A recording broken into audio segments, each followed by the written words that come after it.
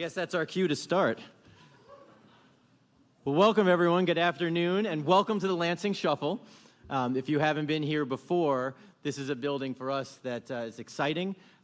It stands as a symbol of Lansing's resurgence. This was the former capital city, or this is former city market, and we've been able to repurpose this, which is exciting. When I took office almost 6 years ago now, I knew that we had to transform this space into something incredible for our community, and we worked together, and we got it done earlier this year with help from all different parties. So I was proud to be here for the grand opening, and sometimes when you work hard on something, you're honored in unique ways, so everyone can just ignore the picture over there. I love when you say ignore it and everybody turns their head. Everybody can ignore the picture over there. It's a unique honor, and it's kind of a fun joke here in Lansing. Like so many Michigan cities, Lansing is working hard to attract and retain families and workers and retirees. I know we've got the mayor of Grand Rapids here, who's a good friend, Rosalind Bliss. And we're all working on this. We're working on it together. We're focusing on building housing for all family sizes and incomes and investing in job creators of all sizes.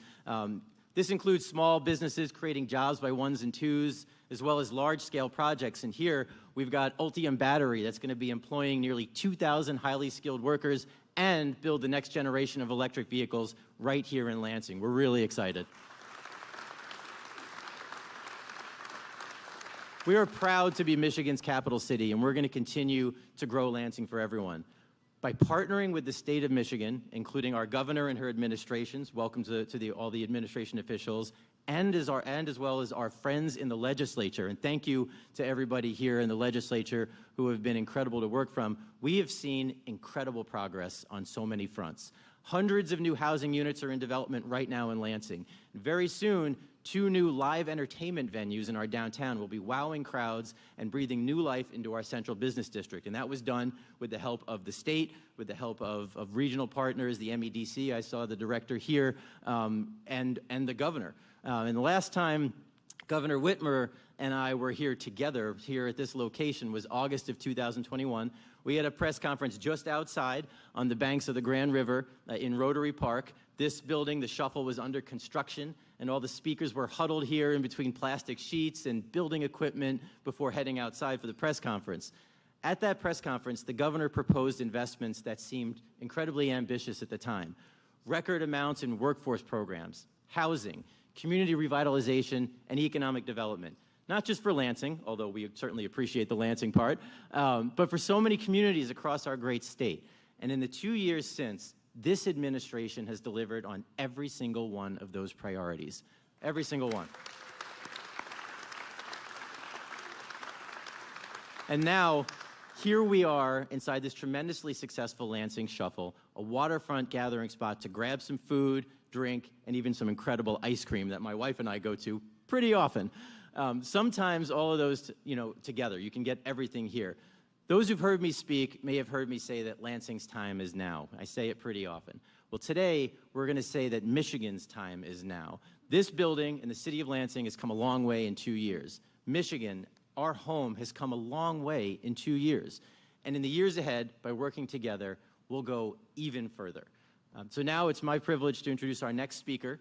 While he hails from Detroit, I appreciate all the time he spent getting to know our great city of Lansing, from attending a forum on affordable housing hosted by one of our incredible community partners, to welcoming the crowd and listening to music at one of our free concerts in a park a week or two ago, to touring a 100-year-old historic pool and having to duck through to crouch on his way on the undersides of it.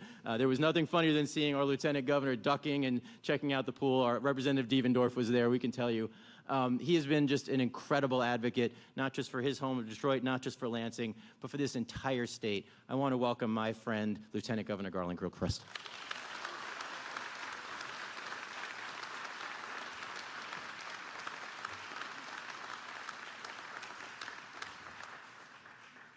Thank you, Mayor Schor, and hello, everybody.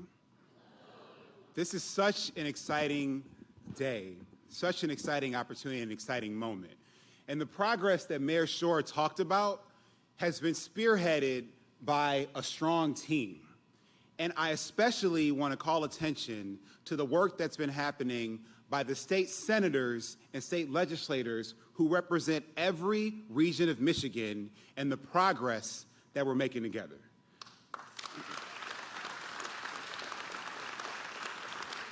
Now, part of my job is I have the privilege of being the president of the Michigan Senate. So that means I get to work with and see these passionate public servants every single day. They fight hard for their people, their districts, their constituents. And every piece of legislation that they have delivered is the result of the level of conversation and engagement that they have with the people whom they serve. Now, this new Democratic majority has gotten so much done because they know that the answers to the questions, the solutions to the challenges that we face, they come from the people who actually deal with them every single day. So I want to take a couple of minutes just to go through what we've made happen this year and know that we've made it possible truly to get every person closer to being able to make it in Michigan. And I want to highlight the legislators who helped to make that happen. I want to start with Representative Angela Whitworth, who helped with her legislation and this team roll back the retirement tax on our seniors.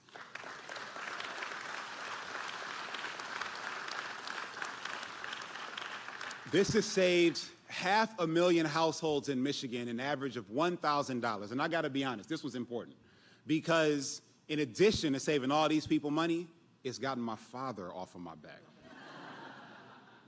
He would call me every day and remind me every day what his pension number was. And when we asked me when we were going to get it repealed, and now we actually got it done. And I'm proud of that. And I'm proud of these legislators who made it happen. I also want to give a shout out to Senator Kristen McDonald-Rivet, whose work helped us quintuple the working families tax credit. This has put hundreds of dollars in the pockets of 700,000+ families in Michigan. And make no mistake about it, half of the children in Michigan live in a household that will benefit from the quintupling of this tax credit. It's helping working mothers and fathers pay the bills, put food on the table, and make sure that their children have what they need to thrive. Now, under the leadership of our Education Appropriations Subcommittee chairs, Senator Darren Camilleri and Representative Regina Weiss, we have delivered free breakfast and free lunch to all 1.4 million Michigan public school children.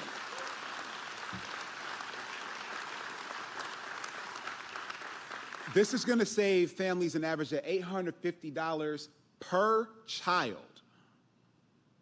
Per child. That's a lot of money.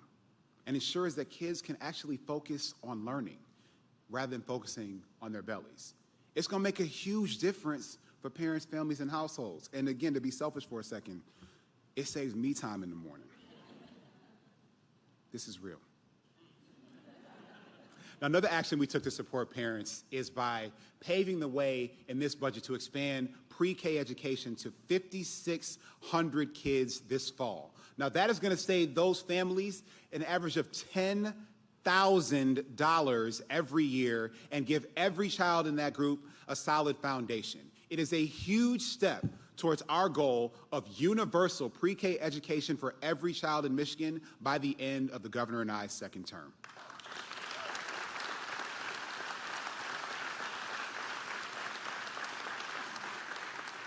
I mean, as a father, I'm incredibly proud of the work that we've done on a bipartisan basis to support families with children. This perspective of parents is critical to making sure that we enact policies that are really going to make a difference in people's lives. And our administration has been and will continue to be committed to making sure that parents are an essential part of the policymaking process. I'm really proud of the fact that so many of the recommendations that were made by our Michigan Parents Council that we established last year made it into and are reflected in the state budget. Now, our investments in education, frankly, don't stop there. I want to call out Senator Sarah Anthony's leadership. We helped to lower the age of eligibility for the Michigan Reconnect program from 25 to 21. opening more wide a door to tuition-free associate's degrees and skill certifications for more than 350,000 additional Michiganders.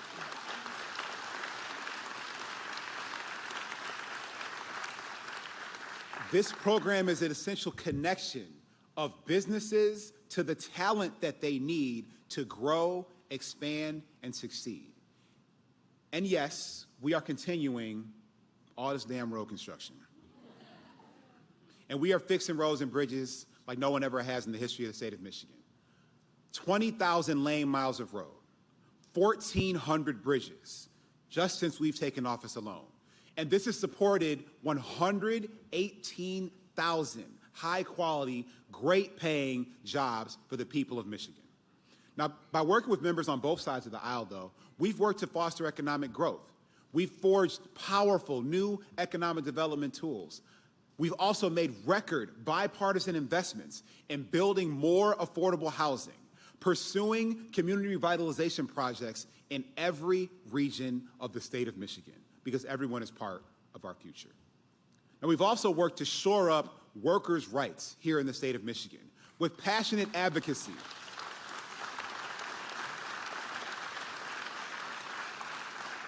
We've done so with passionate advocacy from leaders like Senator John Cherry and Representative Brenda Carter. We also have got this done to make sure that people in Michigan can join unions for better pay, for stronger benefits, and for safer workplaces. Thanks to the leadership of Representative Lori Pohutsky, we have repealed our draconian 1931 ban on abortion services.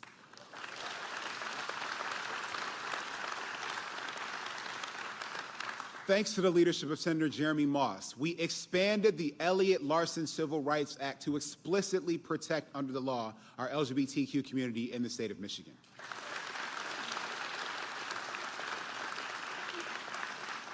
And thanks to Senators Rosemary Baer, to Senator Mallory McMorrow, to Representative Kelly Breen, and Representative Ranjiv Puri, we have enacted common sense laws to prevent more gun violence and save lives in the state of Michigan.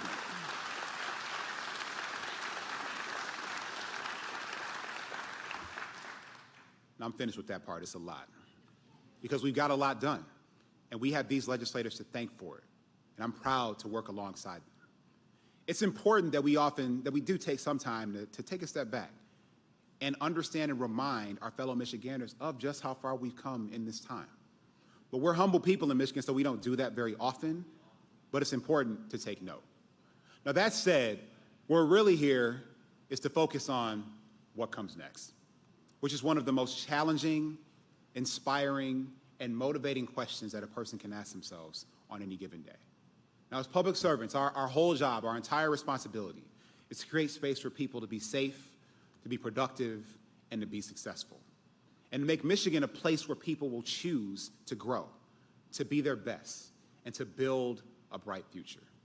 So I'm reminded of the words from world-renowned architect Emilio Ambas, who summed up how I feel about this moment and about our future, when he said, whenever you talk to an architect, you ask them what their best building is, and they always reply, the next one. So let's get to what's next. And so with that, it's my honor and privilege to bring up my partner in public service, my friend, and our governor of the great state of Michigan, Gretchen Whitmer.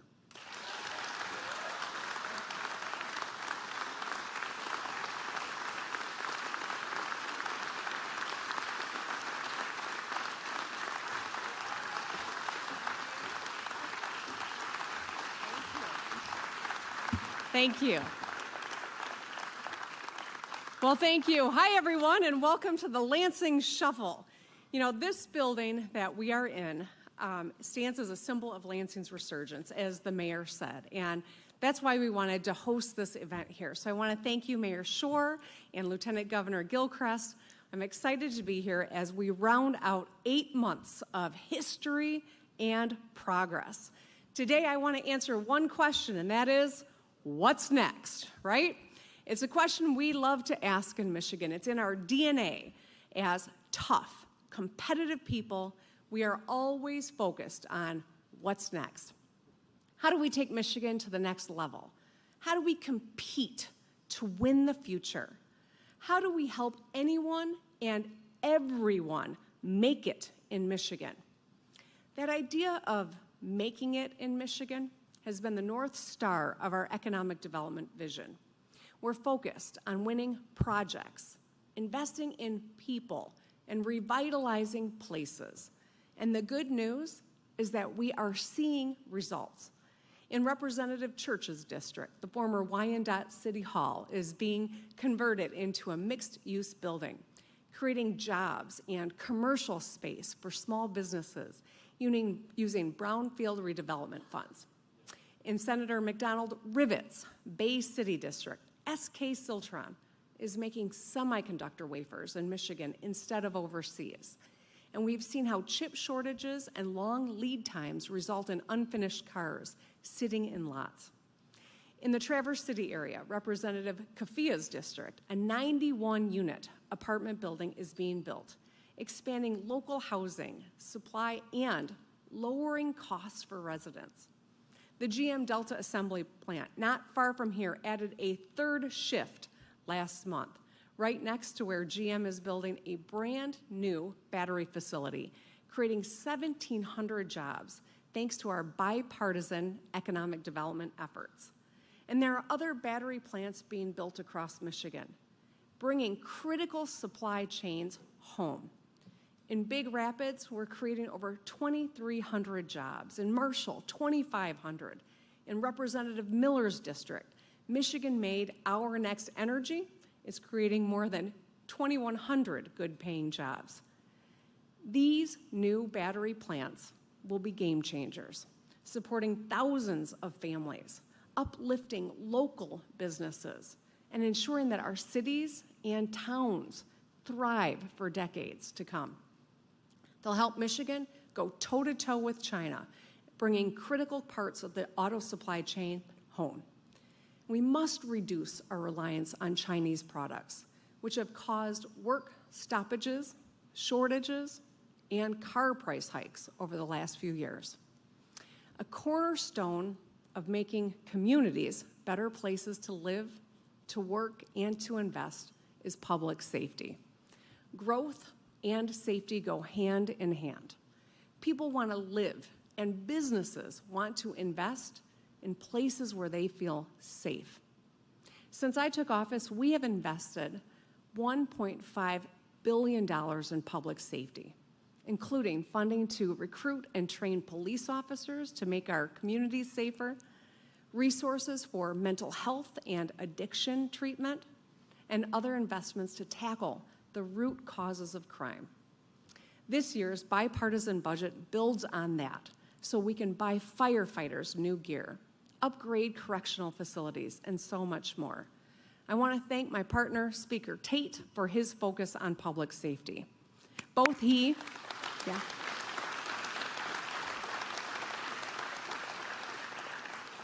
Speaker Tate and Mayor Duggan are working on legislation to secure dedicated funding targeted toward public safety and fighting crime to make our communities safer. I will work with them to get it done. And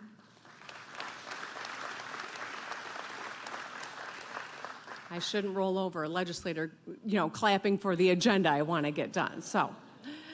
And that brings us to what's next. Well, my answer has 4 parts. What's next on the fall agenda for Michigan is the health of our people, the health of our planet, the health of our economy, and the health of our democracy. So let's dig in. First, the health of our people. Last year, before Roe was overturned, we sprang into action. We filed a lawsuit to protect access to reproductive health care. In November, Michiganders voted overwhelmingly to protect abortion rights in our state constitution.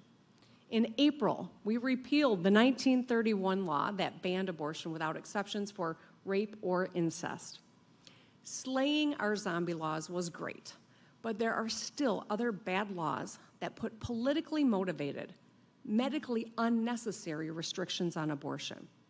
This forces patients to drive hundreds of miles for care, or mandate that they receive biased, inaccurate information about their health. With the U.S. Supreme Court stripping away basic rights, we must be proactive about repealing these antiquated state laws. This is an issue that I hear from people who write to me, people like Rachel from Kalamazoo. She wants her daughter to live in a state where she is, quote, in control of her mind, body, health, and future. Rachel is right. This fall, let's pass the Reproductive Health Act and roll back these harmful restrictions.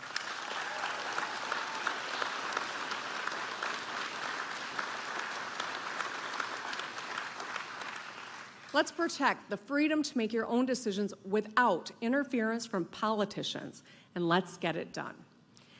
This fall, let's also, I appreciate your enthusiasm. This fall, let's also do more to lower the cost of health care. In 2017, I worked across the aisle to establish the Healthy Michigan Plan. And thanks to the Affordable Care Act, we were able to get it done. We expanded care to over 1 million Michiganders, lowering costs, guaranteeing essential coverage, and improving health outcomes. This fall, let's codify the common sense, cost-saving measures of the ACA, including protections for pre-existing conditions, so you can't be charged more for having cancer, diabetes, or being pregnant.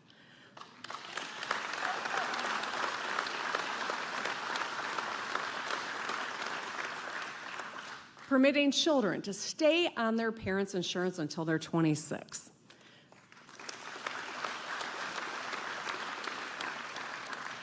Banning annual or lifetime caps so you can't hit a limit on the care that you receive, and requiring insurance plans to cover essential services like ambulance services, maternity care, mental health treatment, and birth control. Every Michigander deserves quality, affordable care.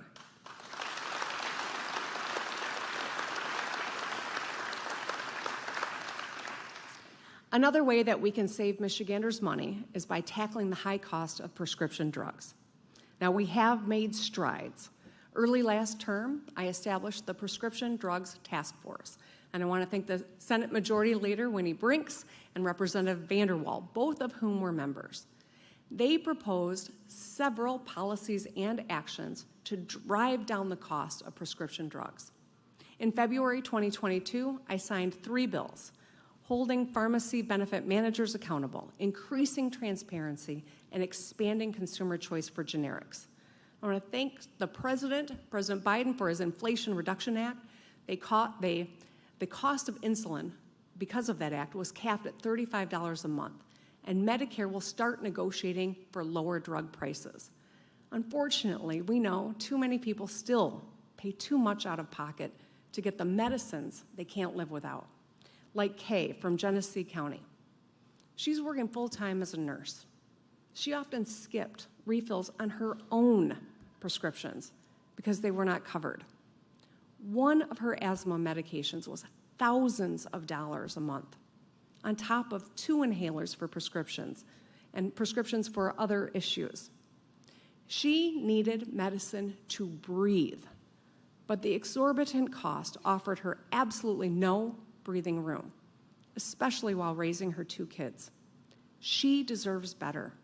Let's further lower the cost of prescription drugs by implementing the task force's remaining recommendations, like establishing an independent, nonpartisan prescription drug affordability board made up of leaders in economics, healthcare, supply chain, and academics. The board would use data and evidence-based research to tackle the cost of prescription drugs. We need to hold bad actors across the supply chain accountable for skyrocketing prices, while also encouraging R&D for new treatments and cures made right here in Michigan. Nobody should have to make impossible choices between getting better and paying the bills. Let's get it done.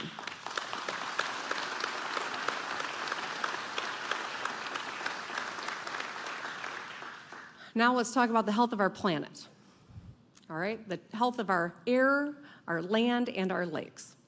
In the decades ahead, Michigan is going to be a destination for people seeking safe water, clean air, and opportunity. We will also, however, continue to face extreme weather events caused by climate change. Just think about the last 10 days we've all lived through. We must face climate change head-on and grow our economy. Too often, we think of these objectives as trade-offs: environmental protection or economic development, cost of living or quality of life, invest in the future or live in the now. No more false choices. Let's harness the power of and. We can protect our natural resources and produce energy cheaper. We can bring supply chains home and lower costs for families. We will put the Michigan Healthy Climate Plan into action. First, let's enact a 100% clean energy standard for Michigan.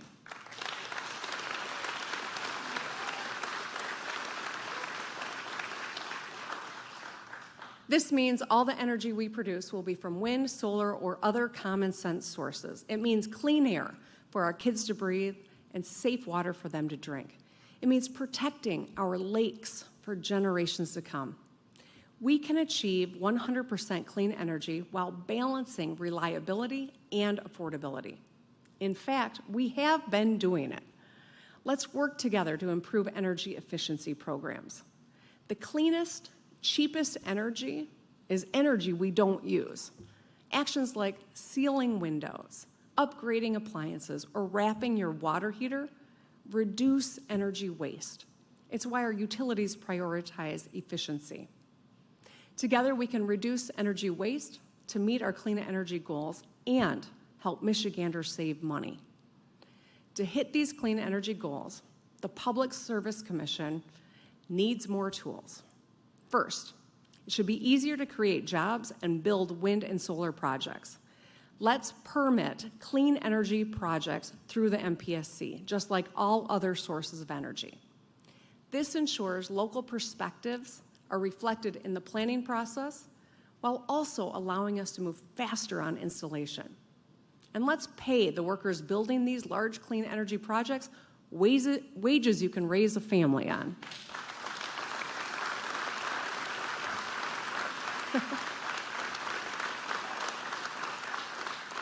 Second, let's authorize the Commission to incorporate climate and equity into their regulatory decisions. The Flint water crisis, yes. The Flint water crisis shows what can happen if we don't put health first. As we expand clean energy, we must protect our communities from pollution. By 2050, these actions would save Michigan families $5.5 billion in household energy costs, create 160,000 jobs, and bring home $14.7 billion of federal funding. We can achieve 100% clean energy while creating jobs, lowering costs, and bringing back billions of our federal tax dollars from Washington home to Michigan. Let's get it done.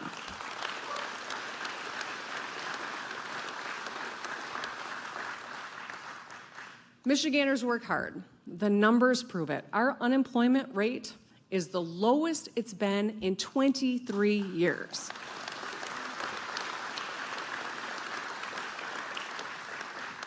"23 years, that's when Eminem dropped the real Slim Shady." More Michiganders are working too, as our labor force participation rate is continuing to tick up. To make life easier, we have delivered on policies that make a real difference: safe roads, affordable housing, quality education, strong unions, and so much more. When Michigan families succeed, Michigan's economy thrives. And that's why it's time for paid family and medical leave.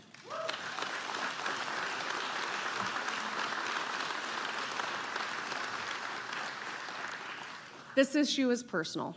When I had my first daughter, I was also caring for my mom, who was dying of brain cancer. I was sandwiched between them.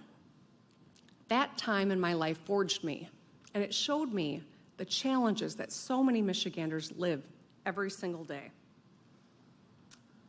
I had my first child during my first legislative term. and I was a scrapbooker, if you can't tell. I wanted to be a great mom and policymaker. But I had some advantages most people don't, like resources and a strong support network. Even with help, raising a child, caring for yourself, and juggling your work is hard. And that's why we need paid family and medical leave. It helps workers be there for their families. It gives you breathing room to get better when you're sick, to bond with your baby, or care for a family member. Right now, 77% of Michigan workers do not have access to paid family and medical leave. They deserve better. As governor, I was proud to establish 12 weeks of paid parental leave for all state employees. Nearly 3,500 people have used it to spend time with their newborns, forming lifelong bonds. While many large companies already offer this benefit, small businesses often cannot afford to. When we enact paid leave, it'll level the playing field and help small businesses attract and retain workers. It'll make a difference for people like Adam from Clinton Township.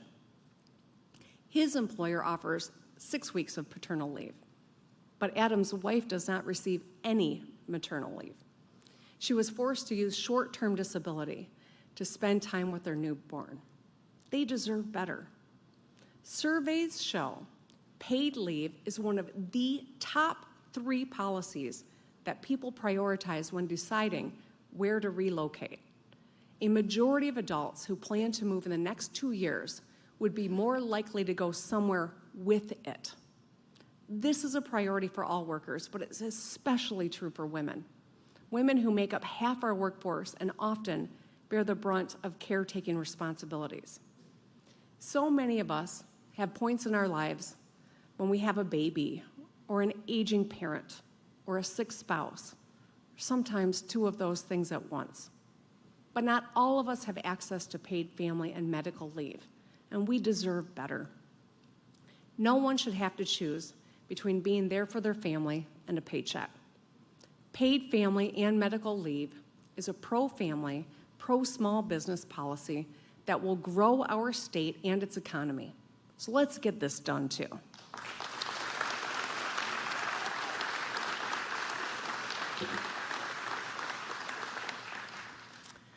Moving on, we all know that growing the economy depends on our ability to deliver for workers, businesses, and communities.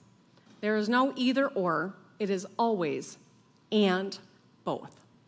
So let's talk about another challenge that is vital to unleashing our economic potential: permitting. I hear from business leaders, especially folks in other states, about how no state has gotten permitting quite right yet. Michigan should be the first.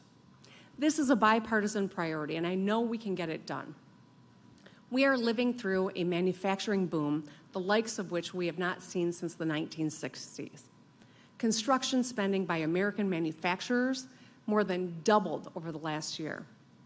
We're building a heck of a lot the right way, but we need to pick up the pace. To build more, faster, and harness the full power of our economic development toolkit, let's streamline our permitting process for advanced manufacturing, infrastructure, housing, and more. Over the years, I've issued some executive directives to improve our permitting processes, but we need legislation to make long overdue strides. Let's compete with other states and nations to bring jobs and businesses back home, to build Michigan up and to build the future here in Michigan. And finally, I want to discuss the structure underlying all the work we are doing together this fall: our democracy. I want to thank my partners, Attorney General Dana Nessel and Secretary of State Jocelyn Benson, for leading in this space.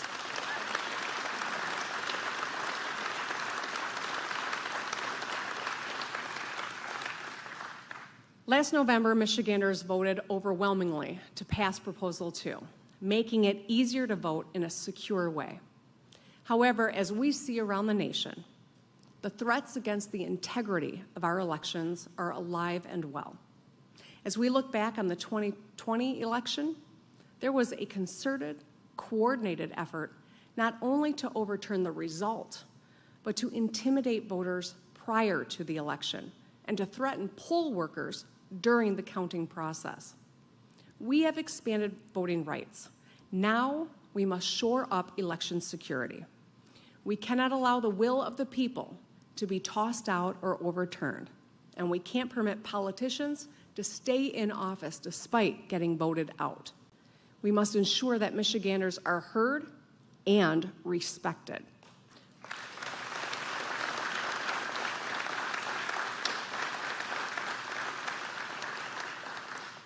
Today, we've celebrated the progress we've made together and started an essential conversation about what's next.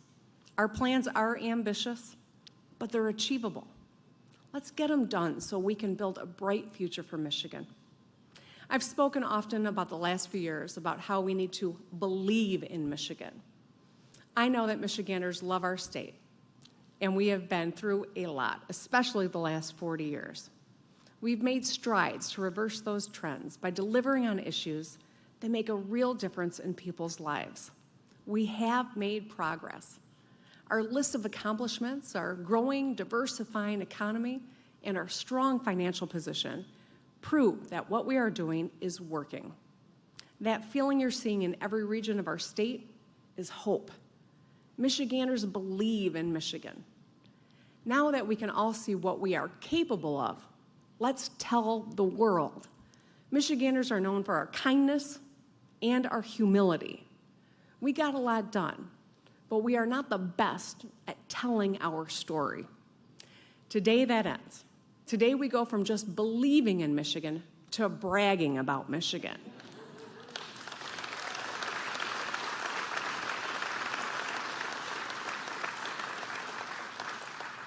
Every conversation with folks from other states should start with, "Hi, I live in Michigan, and here's why you should too." After all, what's not to love? Personal freedom and economic opportunity, Great Lakes and majestic forests, world-class cities and growing small towns, grit and grace. We have it all, so let's tell the story, because we're Michiganders, damn it, and there's nothing better than that.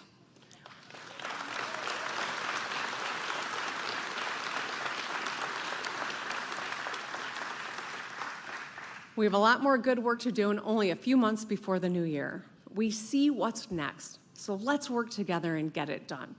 I thank you all, and I'm excited about what the present is in Michigan and what the future horizon looks like for us. Let's make sure we realize all that potential. Thank you so much.